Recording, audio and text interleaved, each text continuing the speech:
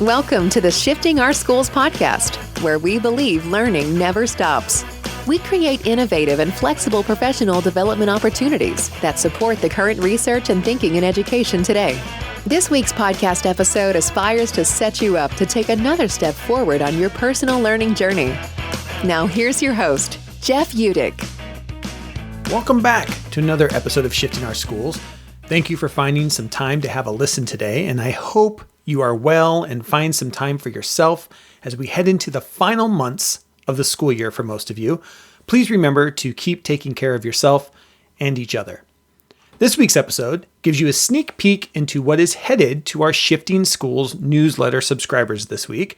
A reminder, you can subscribe to our newsletter anytime. The link to do so is in the show notes, or you can find it on the homepage at shiftingschools.com. Our newsletters are short and sweet, and they always try to provide value with an actionable resource, something you can take and apply immediately. So those of you who are longtime listeners, you know I love baseball.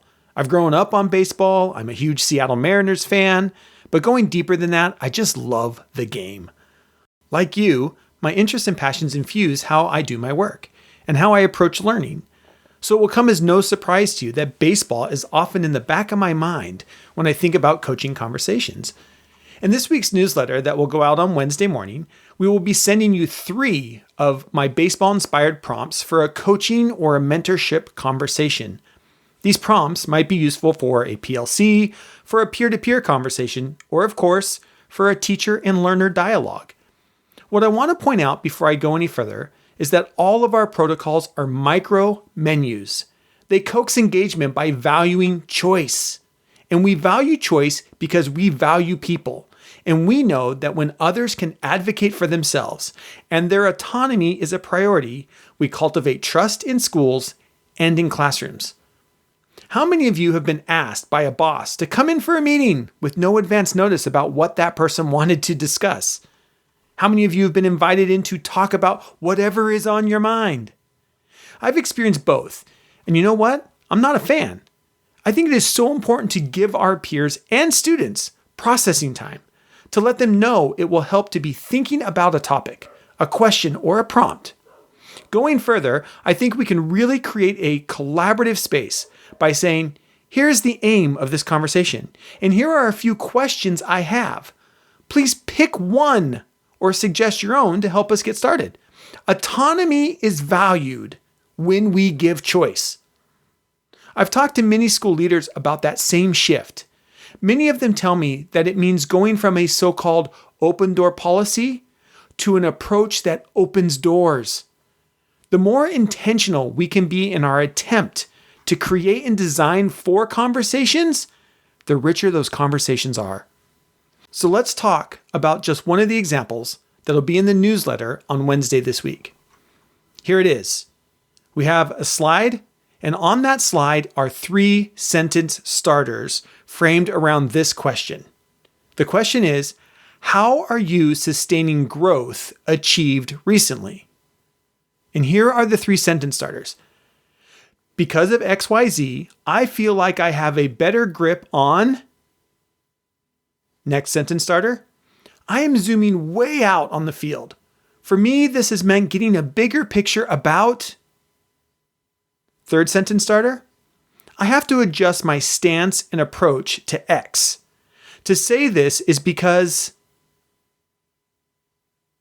Now, what I like about this as a conversation starter is that it reminds us all to acknowledge a simple fact that can often be overlooked. We have to sustain our efforts to grow. I see this all the time. There's no endpoint for digital literacy. We need to stay curious, keep questioning, keep experimenting. The same is true for our work with assessment and engagement. There's always more to learn, more conversations to have. So as we continue to grow, I know firsthand it can be so helpful to have a thought partner talk to me about what I'm doing to keep moving forward. I hope this mini menu might be helpful to you this week. And remember, the power is not finishing all 3 sentence starters. The power is in choosing one. The power of choice is what allows engagement to happen. If you are not getting engagement from your team or your students, ask yourself, how much structured choice am I giving them? If you'd like to have a downloadable version of this protocol, be sure to sign up to the newsletter. Again, the link for that is in the show notes or over on the homepage at shiftingschools.com. And because we chatted about coaching this week, I wanted to let you know we still have space open in our incredible coaching cohort program for next academic year.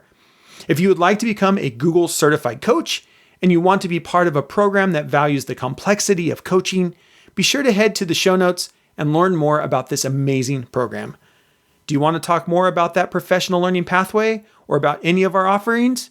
You can book time to chat one-on-one with me. I know your school deserves professional learning that is truly tailored to your needs and strengths. So check out the link in the show notes and let's talk some more. Thanks for listening. And until next time, I'll see you on the network.